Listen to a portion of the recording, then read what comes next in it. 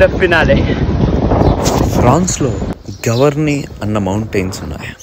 ఈరోజు ఆ గవర్నీ కొండ మీద నేను ట్రెక్కింగ్ చేస్తున్నప్పుడు సడన్గా అరుణాచలం గుర్తొచ్చింది. అర్థం కాలే ఎందుకు అలా.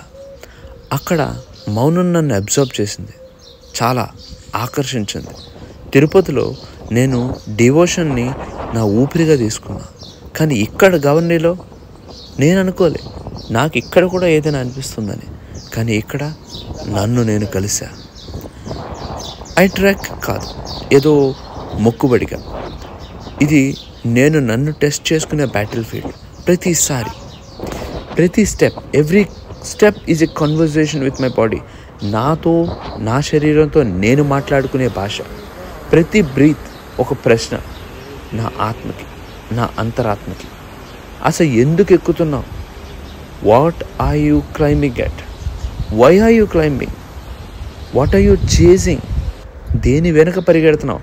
బట్ ఈ సైలెన్స్లో ఆన్సర్స్ వస్తాయి. Not from head but from my heart. అరుణాచలంలో ఈగో మెల్ట్ అయింది నాలో ఉన్నది. తిరుపతిలో ఒక ఆశ, హోప్ రైజ్ అయింది నాలో. కానీ గవర్నీలో నేను ఒక ఏరోస్పేస్ ఇంజనీర్గా ఒక లాజిక్తో వచ్చాను. బట్ నేచర్ నాకు ఒక నిజాన్ని ఇచ్చింది. This logic and truth or completely different. ఈ ప్లేస్లో స్నో కరిగిపోయింది, వాటర్ ఫాల్గా పడుతుంది. అది చూస్తున్న మూమెంట్లో నాకు నా మనసులోకి గంగమ్మ తల్లి గుర్తొచ్చింది. అది వాటర్ కాదు, అది ప్యూర్ చేస్తున్న ఒక పదార్థం, ది క్లెన్సింగ్. అది మూమెంట్ కాదు, అది మోక్షంలా ఫీల్ అయ్యా. ఈ రాక్స్ చూసిన ప్రతి ఫార్మేషన్లో శివుని ఆలోచన నాకు కనిపించింది. నాకు శివుడే మనసులోకి తలపించాడు. Not just in the shape but in the silence they hold. They don't move but they speak. Like universe says, welcome back to your self. నిన్ను నువ్వు కలవడానికి ప్రపంచం వేస్తున్న మార్గంలా అనిపించింది నాకు. పంచభూతాలు కొలువయ్యాయి అనిపించింది. అందులో ఒకటైన ఈ భూమి నన్ను ఆకర్షిస్తుంది.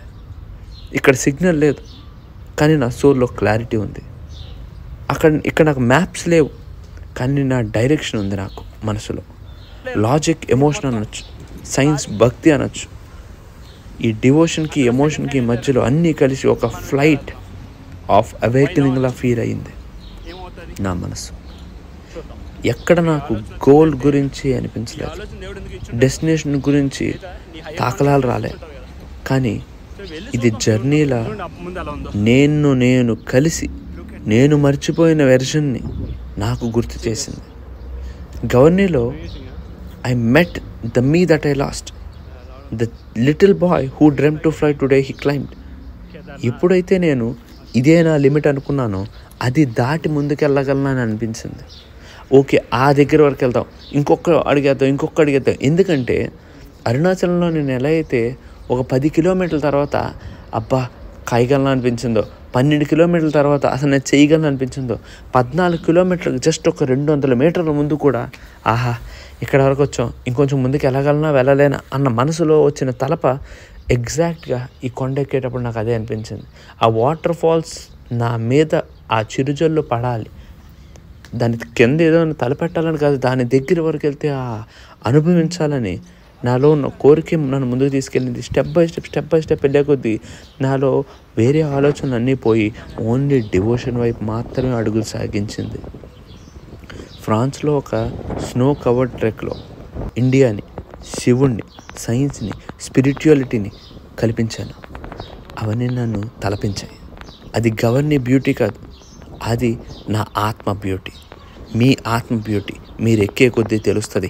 Every breath here is a chant, every step a question, every silence a blessing. మీ ముందు కనిపించే కొండలు మీలో ఉండాలి, మనలో ఉండాలి. అప్పుడే నిజంగా ట్రెక్ స్టార్ట్ అవుతుంది. ఫ్రాన్స్లో గవర్నీ చాలా గొప్ప విషయం, కానీ ఎక్కే కొద్దీ నాకు కేదార్నాథ్ గుర్తొచ్చింది, అరుణాచలం తలపించింది. అంటే దాని అర్థం అక్కడ ఎంత ఉందో మన లోపల కూడా అంతే ఉండాలి. అప్పుడే అది రెజొనేట్ అయ్యి మనకి ప్రపంచం కొత్తగా కనిపిస్తుంది, అసలు ఎలా ఉండాలో అలా తెలిపిస్తుంది. ఇంకొక వీడియోలో మళ్ళీ కలుద్దాం. నమస్తే.